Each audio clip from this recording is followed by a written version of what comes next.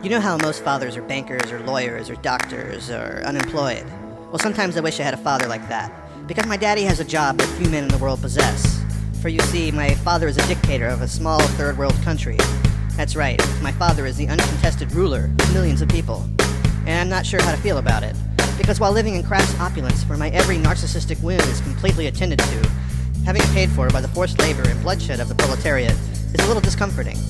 Don't get me wrong, I think it's kind of cool my father led a revolution to topple a democratically elected government so he can make a better life for his wives and hundreds of bastard children. But sometimes I wonder if he's really such a good person. You know how the biggest decision most fathers have to make on a daily basis is what color khaki slacks they should wear to their team-building exercise? Well, my daddy has to execute radicals and manipulate the national press to further his twisted aims. And that's some real tough mojo to wrap your mind around, you know? That's not to say my father doesn't love me, because I know he does in his own emotionally twisted Darth Vader-esque way. I know that when he rounds up suspected radicals at the university and has them executed outside the Hall of Justice, he's just trying to make it easier to pilfer our nation's resources for his own personal gain, and so that I can have a better life than he did when I was his age. And I have to admit that sometimes it's cool being the son of a tyrant. It's great having the power to put my classmates to death, or to have the airport named after my cat, and when my daddy let me make Bohemian Rhapsody by Queen the new national anthem, that was cool and I totally loved him for that.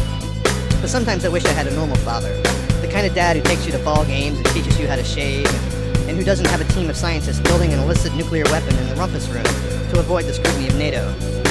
I see peasant families in the street, and sometimes I wonder what it was like to be them, laughing and loving and eating meals together, and going together as a family to the town square to participate in the 2-minute hate. Sure, I'd be destitute and dying of malnutrition, and have no hope for a better life or anything to look forward to in the future besides my father's unrelenting wrath, but at least I wouldn't feel so lonely.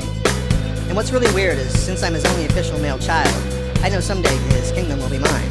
Sometime in the future when he dies from old age, or when I put poison in his ear, I'll have to take the reins of power, and then I'll really know what it's like to be him, wearing that stupid hat and two-stepping around the Capitol. Will I be just as ruthless as he, or will I be some shrill, third-rate Hamlet, delivering whiny soliloquies at my castle? Sometimes I just want to run away to someplace where nobody knows who I am. Maybe I'll go to America and live in some insignificant Midwestern town like Chicago, where I'm married to only one woman, and I barely eke out a living as an assistant night manager at the local Cracker Barrel. Sure, I won't be able to torture people who irritate me, but I'll be happy living a smaller, less politically unstable existence. But I know my father will just send out his elite Imperial stormtroopers to scour the world to find me and drag me back home again. And I'll have to face him in his damn disappointment about what a failure I am, that I'm not man enough to ruthlessly rule millions of people like he does. Well, I didn't ask for any of this. He's the one that wanted to be one of the most despised human rights violators in world history, not me. What's fair about that? What about me? What about my dreams and aspirations? Why do I have to follow in his jackboot steps? Maybe I don't want to be an evil despot. Maybe I don't want to mismanage this pathetic banana republic. Maybe I want a different life. Maybe I just want to be me.